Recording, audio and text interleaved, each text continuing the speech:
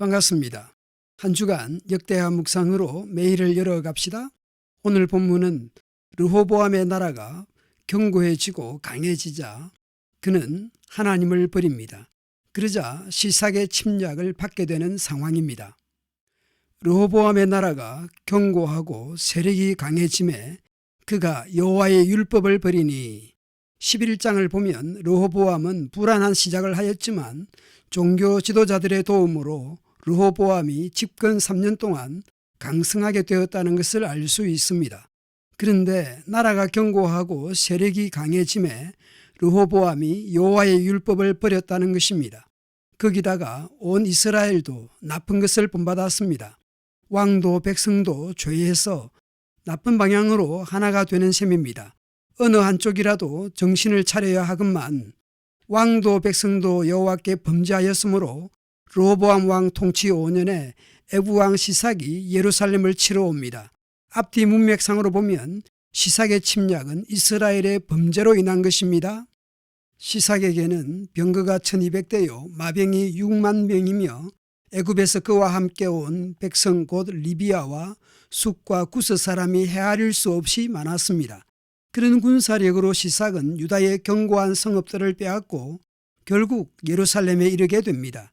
그러자 유다 지도자들이 예루살렘에 모이게 됩니다. 아마 시삭의 침략 때문에 대책회의로 모였을 것입니다. 그때 선지자 스마야가 나와 르호보암과 방백들에게 외적의 침략을 받게 된 이유를 알려줍니다. 여호와께서 이같이 말씀하시기를 너희가 나를 버렸으므로 나도 너희를 버려 시삭의 손에 넘겨노라 하셨습니다. 이에 이스라엘 방백들과 왕의 반응이 무엇입니까?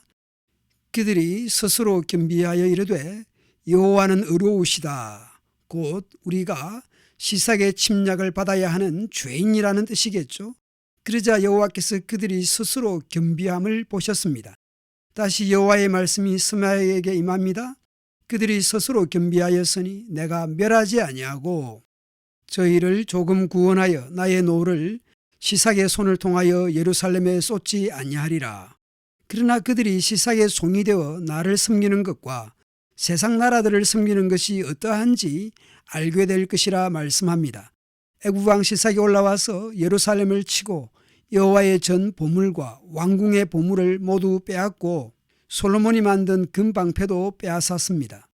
르호보암 왕이 금방패 대신에 놋방패를 만들어서 국문을 지키는 경호 책임자들의 손에 맡겨서 왕이 여호와의 전에 들어갈 때마다 경호하는 자가 그 방패를 들고 갔다가 경호실로 도로 가져갔습니다. 정복을 당하고 보물을 빼앗기고 굴욕을 당하는 셈입니다. 그럼에도 불구하고 르호보암이 스스로 겸비하였고 유다에 선한 일도 있으므로 여호와께서 노를 돌이키사 다 멸하지 아니하셨습니다. 13절 이후 르호보암 왕에 대한 총평이 있습니다. 르호보암 왕은 예루살렘에서 스스로 세력을 굳게 하여 다스리니라. 13절 전반부에 대한 다른 번역들입니다. 먼저 표준세 번역입니다. 르호보암 왕은 예루살렘에서 세력을 굳혀 왕의 직무를 수행하였다. 현대인 번역입니다. 르호보암 왕은 예루살렘에서 기틀을 잡아 나라를 다스렸다. 르호보암이 분열 왕국의 유다 초대 왕으로서 자리를 잡았다는 의미일 것입니다. 르호보암이 왕위에 오를 때에 나이가 41세였고 예루살렘 곧 여호와께서 이스라엘의 모든 지파 중에서 택하여 그의 이름을 두신 성에서 17년을 통치했습니다. 그리고 그의 어머니의 이름은 나아마요 암몬 여인이었습니다. 르호보암에 대한 실질적인 평가를 보십시오. 르호보암은 악한 왕으로 기록됩니다. 이유가 무엇입니까? 히브리어 성경에는 왜냐하면이 있습니다.